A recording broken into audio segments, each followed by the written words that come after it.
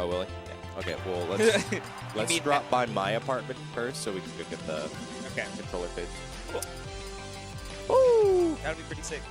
I've been wanting that gate for a while because actually I've grown to really like the circle gate.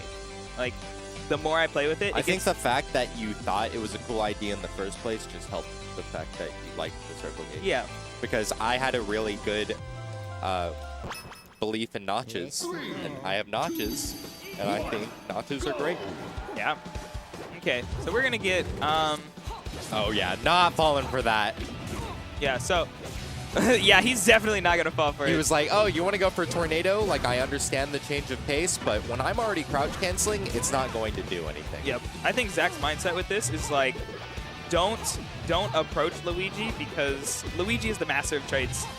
And as soon as you start approaching him and start like even trading a little bit with him, you're gonna lose. You just lose that. Yeah. And this is just going to start driving down and start becoming a game of hit and run for Roy. Yep. Compared to Marth, who can probably get more, but you have to take your hits, stand still, and then wait for Luigi to react. Yep. I think if Stude is going to win this, he's going to have to like mix up his approaches. And yeah, like that. That right there, that was a perfect example of what I was just saying, where he mixed up not his approaches, but his game plan a little bit, like his timings. Because if you go at the standard timings, I mean, those are the telegraphed, easy-to-react ones. Yeah. He did it. His neutral approaches, round-wise, are... Some of them aren't bad, but some of them are great. A lot of the times, he is unnecessarily wave dash forward into forward tilt, like we saw 2 neutral approaches ago, if people count like that. Yeah. But I don't know. A lot of the time, it seems like he is getting more antsy when playing against Lunchables. Is definitely a waiting game. Yeah. And he's all, oh my god. Oh, yeah. I see what he's going for. Like just a jump out of shield. And that was already so much respect. And Lunchables just trying to mix it up in the first place, just a small walk forward. Even though he already committed the shield for a solid like second or two. Yep. I mean, it could have just been a grab, but. Yep. And I mean, even, oh my. Okay, that was super scary. That's, yeah, playing with Luigi off stage is probably my worst. Your worst fear? Your worst nightmare? It's my worst nightmare in this game. Yeah. If, oh, okay. Yeah, if Luigi is hard to kill in a sense because all of his recovery options are actually, like, they do their job really well. Like, up B goes pretty high up. I mean, you have a huge grab box. Side B goes really far. But they're all really telegraphed, and they're all really punishable. So you have to, like, really mix it up. And once you run them out, it's dead. Lunchable's a big fan of this left side platform, especially when Studebacher keeps giving him space, because I feel like one of the biggest difficulties, especially with pressuring a Sword Boy, is being at that that face forward pressure. Yeah. Oh, keeping him up in the air, trying to juggle. Yeah, trying to juggle, not really getting it. Didn't really want to commit to. Oh my god. He actually had invincibility. He's very glad that that did not hit the counter. Yep. Yeah, I mean, at this point, like, what is Luigi going to do to catch Roy at the top platform? Honestly, I couldn't tell you. Yep, it's just rough. But what he does need to start looking out for, especially since his stage positioning is at the long range. Yep. A lot of the times that he is catching Lunchables out is the immediate burst of while he's at this mid-range distance. Yeah. Because Roy can cover the what seems to be what's in between the short and mid distance with his down tilt. Sometimes forward tilt covers the mid distance well, but I mean that is so committal, especially with a high burst character like Luigi. It becomes fairly difficult, and it's definitely going to start relying on your reaction times. And since Studebacher is good, or decently good at mixing it up, I mean it's very understanding. He just needs to make sure that he's not giving away too much space. Yeah, I think the thing is too, in terms of like dash dancing, like let's treat Luigi's wave dash as a dash dance, right? Like just his dash. Studebacher is not really doing a great job of like dash dancing with his wave dashing. You know, because like if you've seen it, he's stayed at like a really, really far distance. Oh my God, Lunchables, that's a good first stock. But staying at a really far distance and then just like going in for like a really, really long wave dash, which is super reactable. Yeah. And Lunchables is literally just waiting for that. Especially since Lunchables' main game plan with Roy, from what we've seen Game 1 and Game 2, is dashing under the platform. Yep. Because keeping that distance, yeah, and This just right playing here, yep. under that.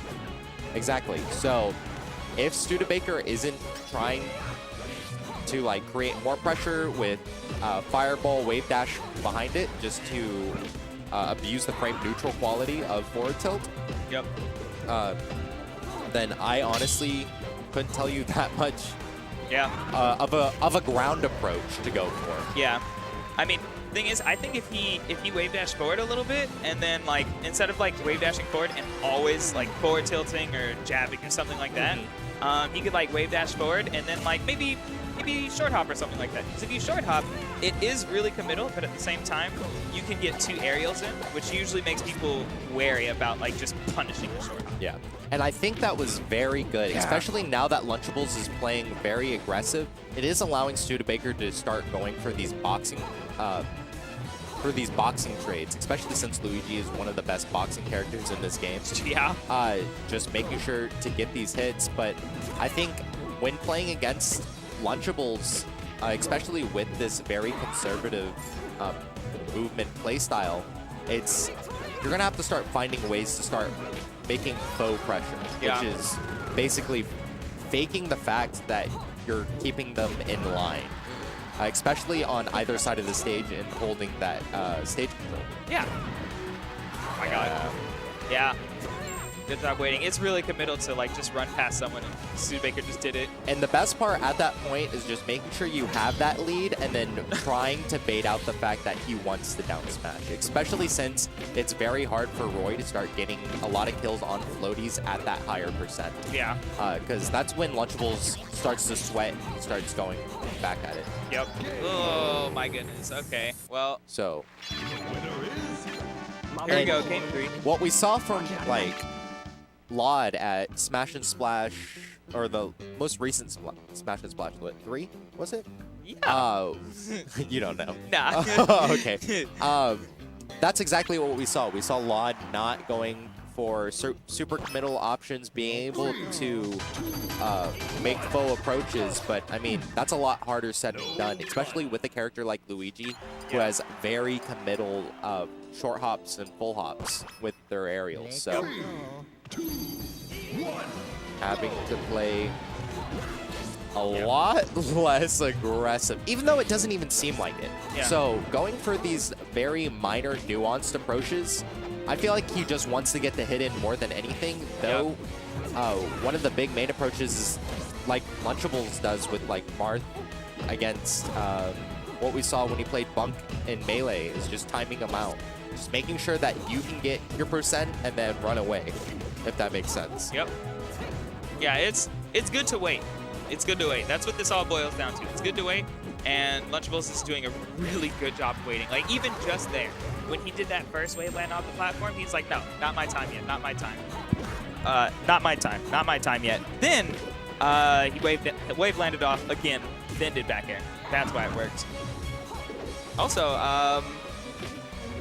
actually, no. I was going to say, I don't really see Stu grabbing ledge. Oh my God. Oh. Yeah, I mean, but it's he hard. definitely recognizes the fact when he needs to. And a lot of the times with his edge guard opportunities as Luigi, being able to defend against Lunchables makes it very questionable, especially with strong hitbox up B like Roy has. Oh my God. Not fully invincible, baby. He didn't get the good wave land on either. Oh, okay. Yeah, he's just trying to break that crouch cancel. Yeah, it's rough. You can't crouch cancel grabs.